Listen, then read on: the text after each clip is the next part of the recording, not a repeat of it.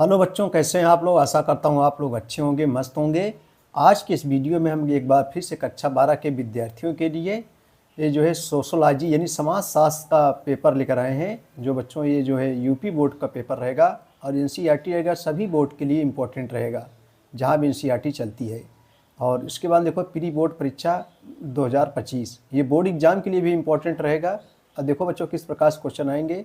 पूर्णांक 100 नंबर रहेगा और उसके बाद समय 3 घंटे 15 मिनट के मिलेंगे और निर्देश 15 मिनट पर छात्रियों को प्रश्न पत्र पढ़ने निर्धारित है। सभी प्रश्न अनिवार्य है, प्रश्नों का अंक उनके समूह का अंकित है। इसमें बहुविकल्पी अतिलघुत्तरी लघुत्तरी दीर्घ उत्तरी प्रश्न देखने को मिलेंगे।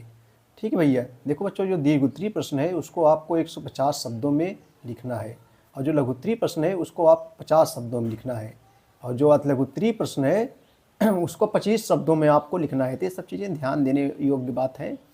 25 शब्द ना रहेगा, थोड़ा 1-2 अंक कम हो जाए, उससे ज़्यादा भी हो जाएगा, 2 अंक चलेगा। जैसे आप 23 नंबर ही लिखे हैं, 23 शब्द लिखे हैं तब भी चलेगा। मतलब 2-4 शब्द जो है आगे पीछे हो सकता है, ऐसे कोई नहीं एग्जैक्ट जो है 150 प्रश्न लिखना है। ठीक है भैया। तो चलिए सबसे पहले हम लोग बहुविकल्पी प्रश्नों को जो है देखेंगे जो 1-1 नंबरों का रहेगा। चलिए भैया, हम सबसे पहले बहुविकल्पी प्रश्नों को देखेंगे जो 1-1 नंबर का रहेगा। पहला क्वेश्चन है कि मनुस्मृति में किस यज्ञ का उल्लेख नहीं है। मनुस्मृति में किस यज्ञ का उल्लेख नहीं है पूछ रहा है। ब्रह्म यज्ञ, पितृ यज्ञ, नित्र यज्ञ, मातृ यज्ञ। तो सही जवाब यहाँ पर जो है क्या हो जाएगा। सही जवाब बच्चों जो है हो जाएगा सा हो जाएगा मातृ यज्ञ। मनुस्मृति में किस यज्ञ का उल्लेख नहीं है तो मातृ यज्ञ का उल्लेख नहीं है। ब्रह्म यज्ञ का उल्लेख है, पितृ यज्ञ का भी उल्लेख है, नियज्ञ जो है स्मृति का उल्लेख है, लेकिन इसका उल्लेख नहीं है। चलिए आगे देखेंगे। अगला क्वेश्चन है बहुत ही इंपॉर्टेंट क्वेश्चन। ऐसे क्वेश्चन बच्चों जो है कम्पिटिटिव एग्जाम में भी जो है पूछे जाते हैं, नौकरियों में भी पूछे जाते हैं। विश्व के देशों की जनसंख्या में भारत का कौन सा स्थान है। तो पहले जो है दूसरा था, लेकिन अब जो है पहला स्थान हो गया है। पहला स्थान है विश्व के देशों में जनसंख्या में भारत का स्थान कौन सा है। पहला स्थान है, दूसरा स्थान चीन को हो गया है। संस्थाओं का सर्वोत्तम वर्णन इस प्रकार किया जा सकता है कि यह संकुल है सत्ता का, परिस्थितियों का, भूमिकाओं का, प्रणालियों का। तो 3 का सही जवाब बच्चों जो है क्या हो जाएगा, द हो जाएगा, प्रणाली हो जाएगा। राष्ट्रीय एकीकरण में बाधक तत्व है संप्रदायवाद, विकसित संचार व्यवस्था, महिलाओं में जागरूकता, सामाजिक सद्भाव। तो 4 का सही जवाब क्या हो जाएगा। 4 बच्चों सही जवाब जो है हो जाएगा आ हो जाएगा। आ हो जाएगा संप्रदायवाद। राष्ट्रीय एकीकरण में बाधक तत्व क्या है, संप्रदायवाद है। किस राज्य में बेगार प्रथा को हलपति कहते हैं। किस राज्य में बेगार प्रथा को हलपति कहते हैं। तो 5 सही जवाब हो जाएगा आ हो जाएगा, गुजरात, जिसकी राजधानी क्या है, गांधीनगर है, गुजरात की राजधानी। इस राज्य में पूछ रहा है कि बेगार प्रथा को हलपत कहते हैं, तो गुजरात राज्य में। अगला क्वेश्चन है एन निश्चय on the principle of population पुस्तक के लेखक कौन है। बहुत ही इंपॉर्टेंट क्वेश्चन, लगातार कई वर्षों परीक्षाओं में पूछा जा रहा है। तो सही जवाब कौन जो दोस्तों माल्थस हो जाएगा। देखो माल्थस संबंधी क्वेश्चन जरूर पूछा जाता है, इस 2 नंबरी अतिलघुत्तरी लघुत्तरी में जरूर रहता है ये माल्थस। प्रभु जात की अवधारणा किसने प्रतिपादित की है। प्रभु जात की अवधारणा किसने प्रतिपादित की है, एम.एन. श्रीनिवासन। सही जवाब सा हो जाएगा। भारत में जनजातीय आंदोलन का प्रमुख कारण क्या है। आर्थिक शोषण, सभ्य समाजों से संपर्क, दोषपूर्ण वन नीति, उक्त सभी। तो बच्चों यहाँ सही जवाब उक्त सभी हो जाएगा।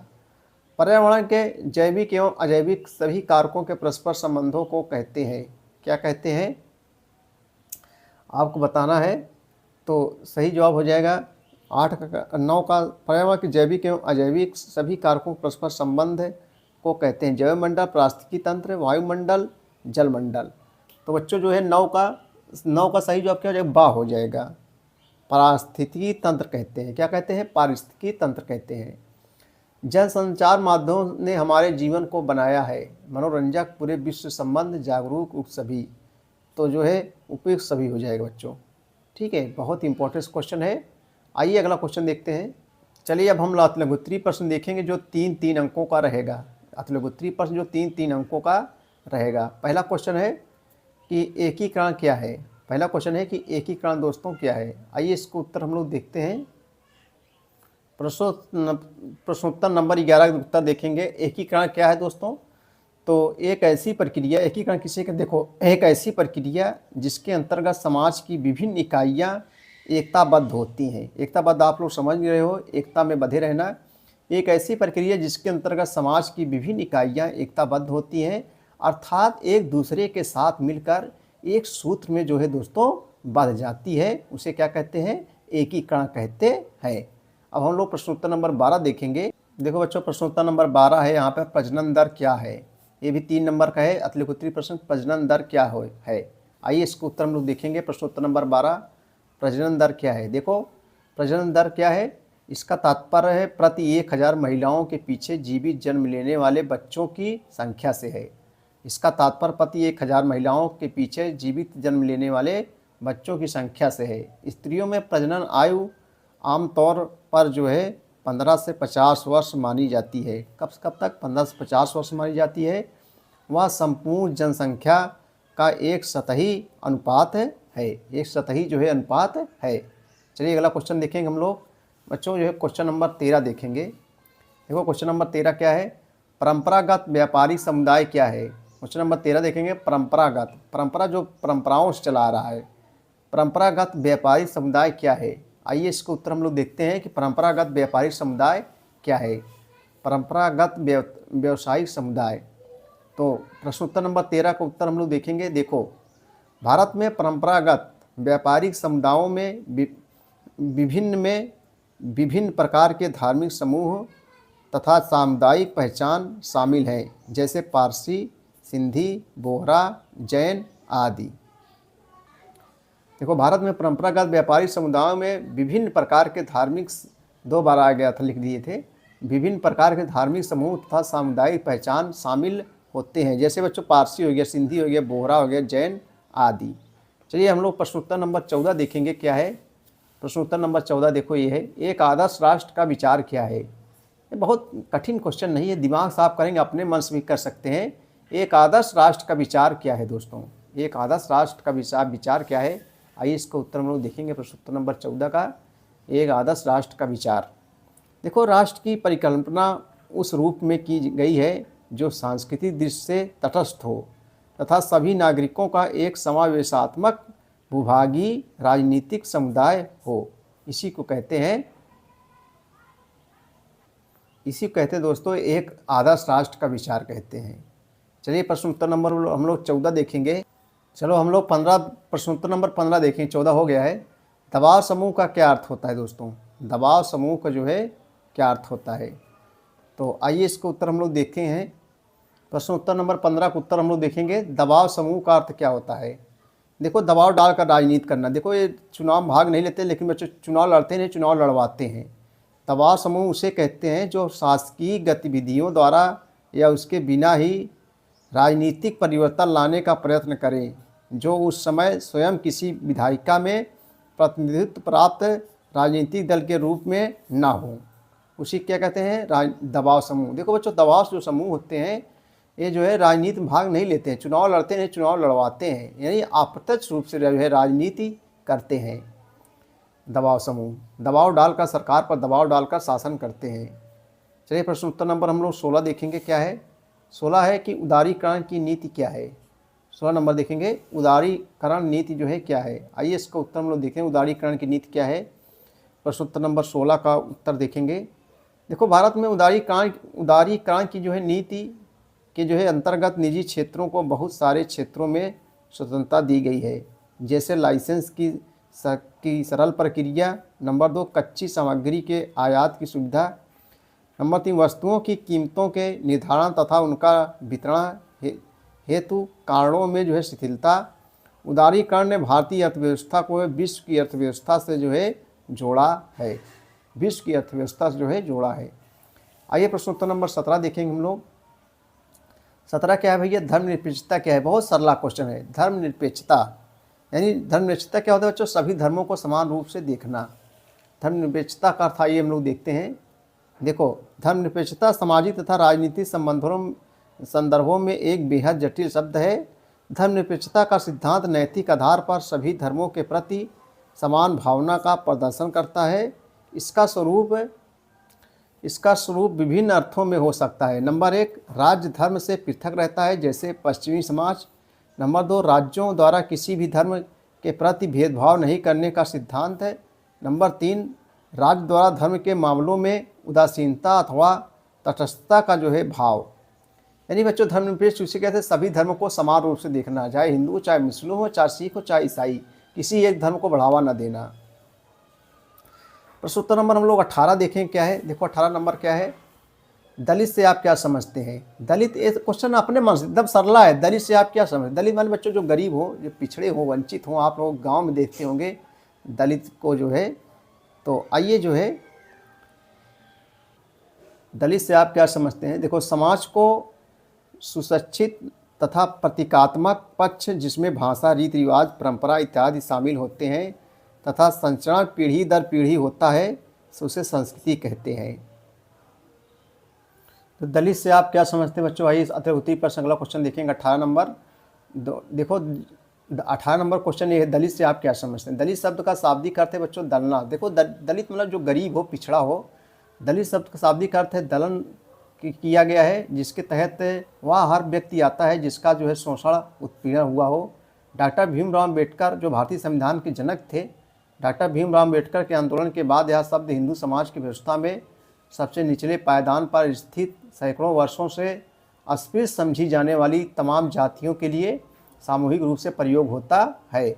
इसको आप अपने मन से लिख सकते हैं दलित। तो बच्चों जो है 18 नंबर हो गया। दलित से आप क्या समझते हैं, दलित आप लोग लिख लेंगे। अब हम लोग क्वेश्चन नंबर 19 देखेंगे, संस्कृति से क्या आशय है।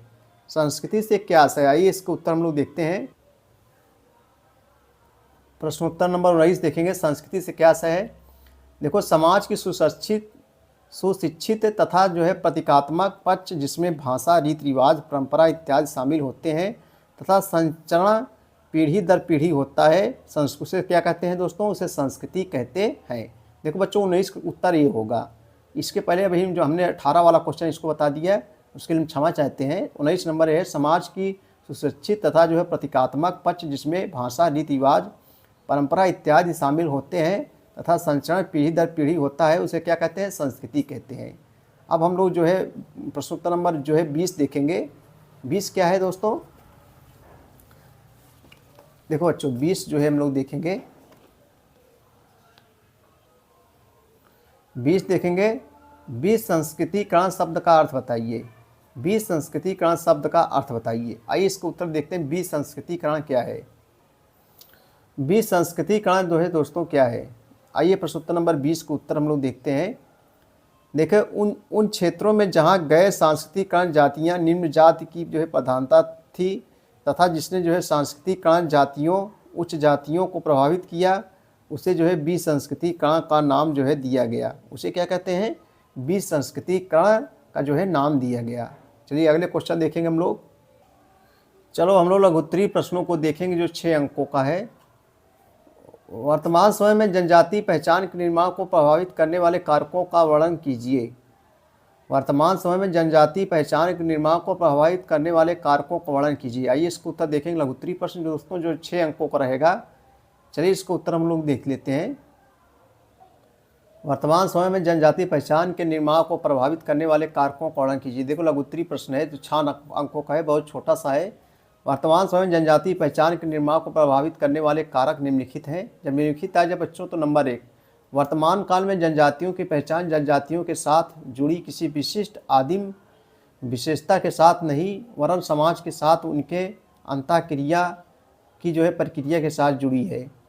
नंबर 2, पृथक राज्यों के निर्माण की उपलब्धि जैसे झारखंड, छत्तीसगढ़ इत्यादि। नंबर 3, मध्यम जनजातीय समाज में बड़े पैमाने पर शिक्षित वर्ग का जो है उदय। क्वेश्चन नंबर 22 है, जाति व्यवस्था में परिवर्तन के कारणों का वर्णन कीजिए। यह भी 6 अंक का है। परियोजना कार्य के गुण लाभ बताइए। आधुनिक समाज संगठनों का वर्णन कीजिए। भारतीय लोकतंत्र की प्रमुख विशेषताओं को उल्लेख कीजिए, मोस्ट इंपॉर्टेंट है। और सामाजिक आंदोलन का जो है महत्व का वर्णन कीजिए, ये भी 6 अंक का है। उसके बाद बच्चों जो दीर्घोत्तरीय प्रश्न होते हैं वो 8 अंकों को होते हैं। जहाँ भी अथवा लगे रहे वहाँ एक क्वेश्चन करना। जैसे माल्थस वाला बहुत बार परीक्षाओं में पूछा जाता है, हर वर्ष परीक्षाओं में। तो माल्थस जनसंख्या सिद्धांत की जो है विवेचना कीजिए अथवा जो है भारतीय समाज की संक्षेप परिचय जो है प्रस्तुत कीजिए। भारतीय समाज में अस्पृश्यता की अवधारणा तथा इसके प्रभाव की जो है विवेचना कीजिए अथवा जो है सांस्कृतिक विशेषताओं बताइए तथा भारतीय समाज में इसका जो है प्रभाव बताइए।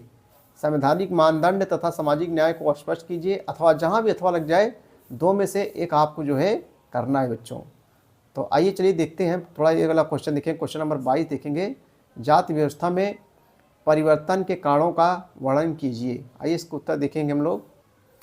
जाति व्यवस्था में परिवर्तन के कारणों का वर्णन कीजिए। आइए इसका उत्तर हम लोग देख लेते हैं। लघु उत्तरीय प्रश्न है, मोस्ट इंपॉर्टेंट क्वेश्चन है। देखो, जाति व्यवस्था में परिवर्तन के प्रमुख कारण इस प्रकार हैं। नंबर 1, पाश्चात्य शिक्षा एवं सभ्यता के प्रभाव स्वरूप जाति बंधनों में जो है शिथिलता। नंबर 2, औद्योगिकरण एवं नगरीकरण के फलस्वरूप जाति उच्चता एवं निम्नता की जो है भावना एवं छुआछूत की कमी। नंबर 3, धन का महत्व बढ़ने से आर्थिक स्थिति महत्व का बढ़ना। यातायात एवं संचार साधनों में उन्नत के जाति विभेद में धार्मिक विभेद को मिटाया है। नंबर 5, स्त्री शिक्षा के उत्थान से उनकी जो है सामाजिक स्थिति में सुधार। संयुक्त परिवारों को विघटन ने जाति व्यवस्था को कमजोर किया है। अगला नंबर, जाति पंचायतों के ह्रास ने जाति बंधन को शिथिल किया है। जजमानी प्रथा की समाप्ति के फलस्वरूप लोग जाति व्यवस्थाओं को छोड़कर अलग व्यवसायों को करने को जो है तत्पर हुए हैं। अगला नंबर, हिंदू विवाह वैधकरण अधिनियम 1949, विशेष विवाह अधिनियम 1954, हिंदू विवाह अधिनियम 1955, अस्पृश्यता अपराध अधिनियम 1955, अनुच्छेद 15 और 17 के जाति व्यवस्था को जो है क्या किए हैं बच्चों, जाति व्यवस्था को कमज़ोर किया है। जाति व्यवस्था को कमज़ोर किया है, इसी कहते हैं जाति व्यवस्था में परिवर्तन।